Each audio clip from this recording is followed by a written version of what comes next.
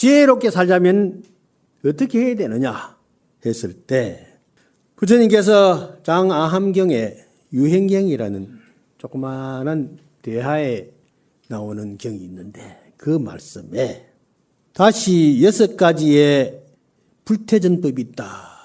6가지 법을 내가 오늘 얘기해 주는데 그 법에서는 절대 물러나서는 안 된다 하는 것은 꼭 지켜야 된다는 말씀입니다.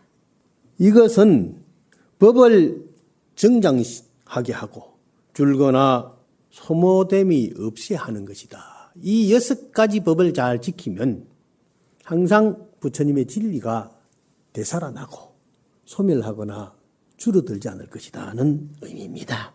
자, 그 첫째는 쉬운 말씀이에요.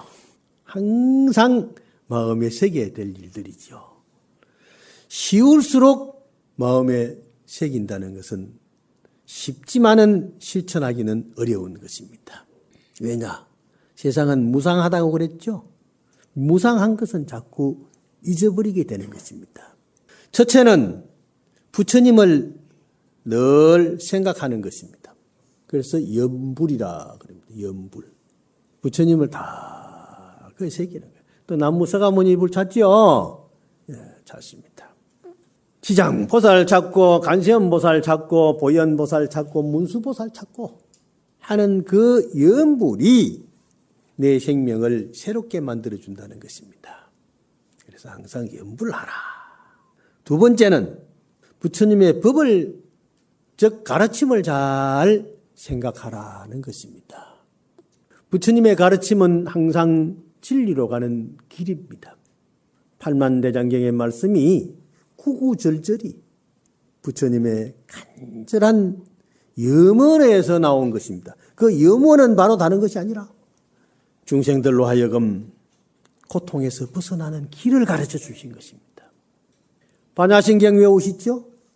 금강경 말씀, 아미타경의 말씀, 화엄경의 말씀, 원각경, 열반경 모든 경전에 있는 말씀들은 우리의 마음을 깨우쳐주는 수행의 방편입니다. 그것을 항상 경전을 읽으면서 마음에 새기고 또 새기라는 말씀입니다. 전 금강경을 매일 읽고 있습니다. 그래서 오늘까지 몇 독을 읽었느냐 하면 제가 금강경을 하루 한 번씩 읽다가 보니까 자꾸 바빠가지고 사람들이 오고 또 차도 한 잔 마시고 하다 보면 피곤하고 그냥 자버리고 그래서 10년 전부터 내가 이럴 게 아니라 내 평생에 금강경 10만 독을 하고 내가 가야 되겠다. 10만 독을 하면은 뭔가 뿌리가 빠지지 않겠느냐 하는 그런 생각을 가지고 10만 독 발언을 하고 지금 계속 하고 있는데 오늘까지 27,900독을 했습니다.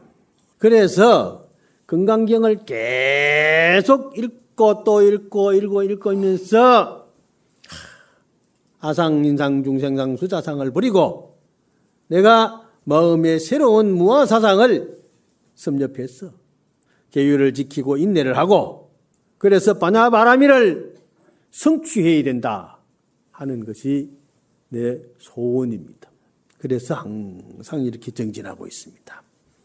자, 그래서 부처님의 경전의 말씀, 법문을 항상 염하는 것이 가장 좋은 복을 짓는 길이다. 그 다음 세 번째는 스님들을 항상 생각하는 것입니다. 스님들은 참 훌륭한 분들입니다. 이 머리 깎고 스님 되기가 쉽지 않습니다. 제가 동국대학교 교수를 25년을 했는데 하는 동안에 학장도 하고 대학 원장도 하고 정각 원장도 하고 다 하면서 많은 사람들에게 하는 얘기가 스님들을 잘 존경해야 됩니다. 내가 대만에 유학하는 동안에 배운 것이 가장 좋은 기억에 남는 것이 성찬성이라. 스님들은 항상 스님들을 찬탄하고 공양하고 스님들을 우러러 받들어야 된다. 그게 살아있는 부처님이다. 이런 의미예요. 그런데 신도님들이 대만에 있는 중국 신도님들은 스님들을 부처님같이 잘 받듭니다. 그러니까 스님들이 어디 가서 절대 나쁜 짓을 못합니다. 어디 가지 못할 식당에 들어가면 스님 여기 오시면 안 됩니다. 마시지 못할 음료수를 마시면 스님 그것은 자시면 안 됩니다. 어디 스님들이 가지 못할 운동장에 가면 스님들은 여기 오는 게 아닙니다. 그러니까 문 앞에 갔다가 도로 돌아와야 돼요. 그러니 스님들을 참 공경하고 스님들을 얼마나 보호하고 잘 모시는지 모릅니다. 그러니 스님들에게 고향 잘 올리고 하니까 참 스님들이 공부도 잘하고 연불도 잘하고 법문도 잘하고 그래서 많은 사람들에게 사회사업을 하고 또 훌륭한 실천 행을 하니까 사람들이 다 좋아합니다.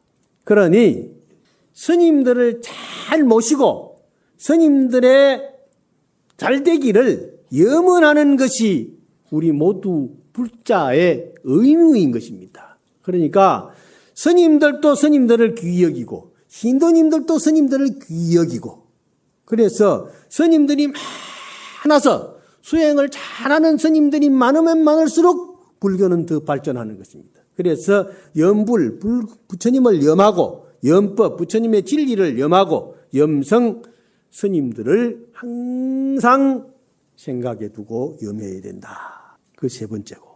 그 다음에 네 번째는 뭐냐 하면은 계율을 생각하는 것이다. 계율은 스님들은 비구, 비구니 계를 받고 스님이 됩니다. 그리고 신도님들은 5계를 받고 부처님 신도가 됩니다. 그러면은 5계에다가 10중 대계를 나중 보살계를 받으면 받습니다. 10가지. 그 다음에 48 경구계를 받습니다. 그걸 받으면 이제 보살이 됩니다. 보살계. 스님들은 비구, 비구니 계를 받고 10중 대계와 보살 48계를 받습니다. 그래야 비구보살이 됩니다. 비구계만 받으면 소성계요. 그런데 보살계를 받으면 비구보살이 되어서 대성보살도를 실천하게 되는 의미가 되는 것입니다. 그러니까 부처님의 제자는 출가와 재가를 막론하고 누구든지 계를 받게 되어 있습니다. 그 계를 받아야만 참된 부처님 제자로서 정진하면 날로 그 정진의 힘이 불어나는 것입니다. 그래서 부처님께서 열반하실 적에도 이계이사라 계율로서 스승을 삼아라 하고 당부하셨고 부지런해라 했습니다. 게으르지 말아라 했습니다. 게으르지 않으면 잘 살 수 있다는 것입니다. 그러니까 스님들도 부지런해야 되고 신도님들도 부지런해야 돼요. 그래가지고 부처님의 진리의 말씀을 널리 전해서 많은 사람들이 탐심과 진심과 어리석음에서 벗어나서 항상 지혜롭고 밝아서 명랑하고 쾌활한 생활을 하는 것이 이게 바로 극락정토의 길이다. 이렇게 말씀하시거든요. 신도님들 계율을 잘 지키면은 앞으로 잘 사라집니다. 누가 못된 짓만 하고 다니는데 저 사람은 어째 그리 잘 될까요? 그렇지만은 그거는 전생에 지은 복으로 조금 잘 되는 것이지. 그거 다 까먹고 나면은 호주머니 있는 거 다 까먹는 거나 마찬가지야. 홀랑 뒤집어져서 복진타락이라. 복이다 하면은 도로 가난뱅이로 떨어질 수밖에 없고 거지가 될 수밖에 없습니다. 그거 부러워할 거 하나도 없습니다. 그러니까 어쨌든 가난해도 계율을 잘 지키고 좀 못생기도 계율을 잘 지키는 사람이시면은 그 스님한테 가서 고향 올리고 그 스님한테 가서 스님 참 거룩합니다 하고 자꾸 그 스님들을 칭찬해 줘야 됩니다. 다섯 번째는 뭐냐? 보시를 하는 것입니다. 보시를 잘 해야 돼. 보시는 탐욕심을 가지면 보시가 안 됩니다. 보시를 잘하면 마음이 그리 편안합니다. 여섯 번째는 하늘을 생각해야 된다. 하늘은 허공입니다. 아무것도 없이 비어있는 것 같지만은 하늘이 자연입니다.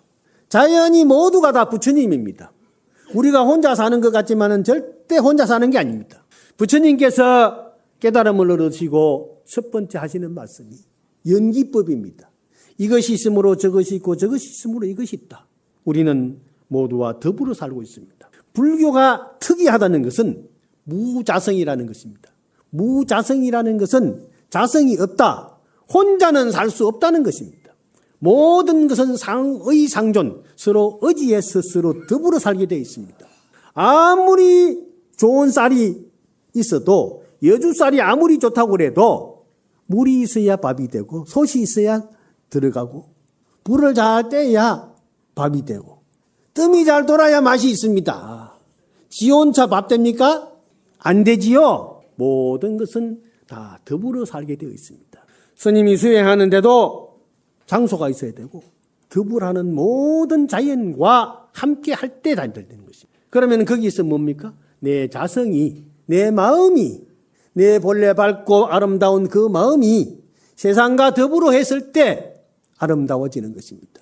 이러한 6가지를 잘 지키면, 잘 지키고 닦으면 부처님의 법은 점점 늘어나고 줄어들지 않을 것이다 하는 부처님의 간절한 부촉의 말씀을 하셨습니다.